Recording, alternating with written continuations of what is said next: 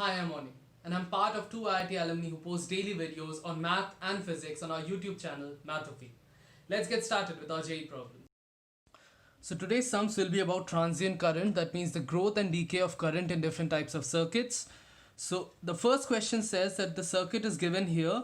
What is the value of current? I'm concerned at two times when I just start the current, that's at t equal to 0, and another case is when a long time has elapsed.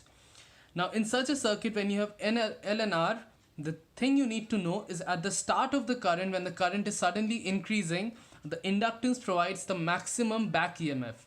That means the inductance almost acts as an infinite resistance. So that is why at time t equal to 0, when the current is just starting, the circuit would look effectively like this. So you have the cell here as it is, you have the key that would remain closed, and this inductance over here, since it acts almost like an infinite resistance, we treat it like an open wire or an open circuit, and you have the R1 here and you have the R2 as it is. R1 and R2 as it is. This is at t equal to 0. So in such a case, you can understand no current can flow in this wire. So R1 also becomes ineffective, and you have a cell of EMF V and a resistance R2. So the current at t equal to 0 is just going to be V by R2. Now in the second case is when t is equal to infinity, when a long time has elapsed. At such an instant of time, the circuit, the inductance itself provides no back EMF because a steady state has been reached. So inductance acts as a simple wire, a closed wire, and it will allow current to flow through it without any resistance. So effective circuit now becomes this. You have the cell, you have the key that has been closed again for quite some amount of time. You have the inductance which just acts as a continuous wire. You have your R1 and you have your R2 as it is. So you have your R1 and you have your R2. Now this is a simple case of two resistances being in parallel, the effective resistance of which will just be R1 R2 divided by R1 plus R2. So the net current that flows through this coming out would be V divided by this resistance R, that is V by R1 R2 into R1 plus R2. That is, so our correct option is option number 3. Let's move ahead to the next sum. This question says that a coil of resistance 10 ohm and inductance 0.6 Henry is connected to 120 volt DC line. The rate of rise of current in the coil at the instant when current reaches 50% of maximum is. So we know when we have rise of current, the formula is I is equal to I naught 1 minus e to the power minus RT by L. So by this logic, we know that the instant when current is 50%. So 0.5 I naught is equal to I naught into 1 minus e to the power minus R by L into T. You can cancel out the I naught, so 0.5 is this. So we get by simple calculation that e to the power minus R by L into T is equal to 0.5. We leave this for now, and then we move to the next part of this problem, which asks for the rate of rise of current. The rate of rise of current is di dt. So we differentiate this with respect to t. We get I naught into minus R by L into minus of e to the power minus R by L into t. So if you open the brackets up, I get I naught R by L e to the power minus R by L into t.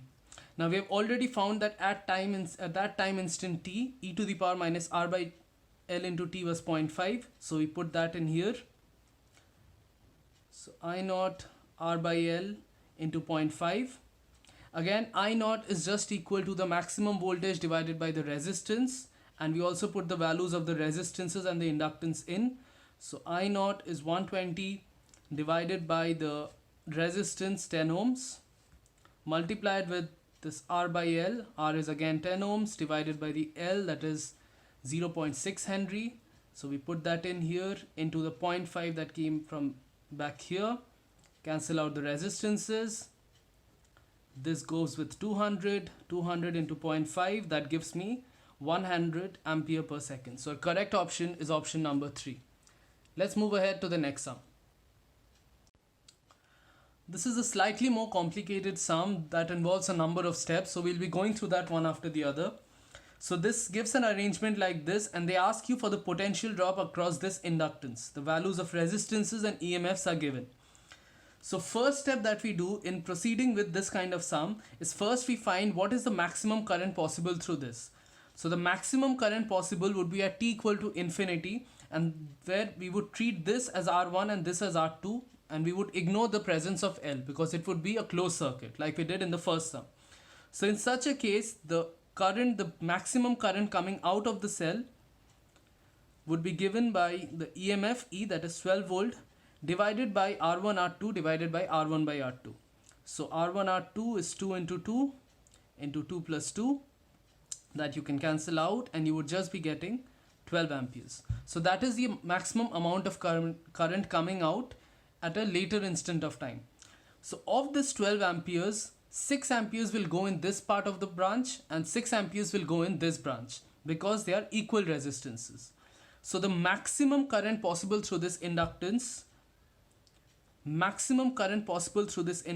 is just 6 amperes.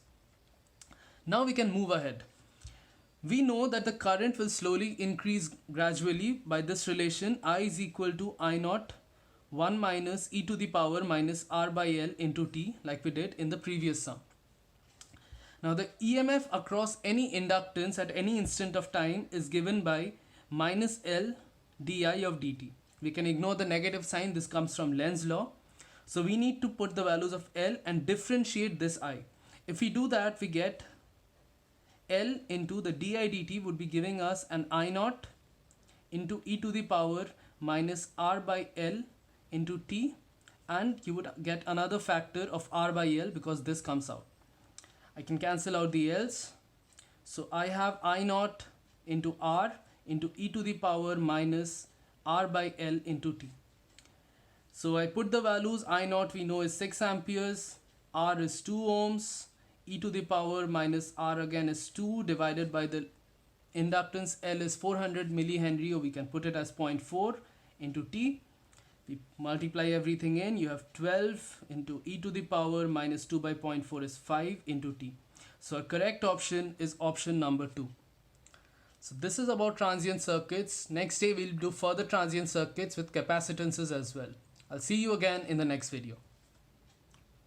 Like, comment and subscribe to our YouTube channel Mathophy for your daily dose of math and physics.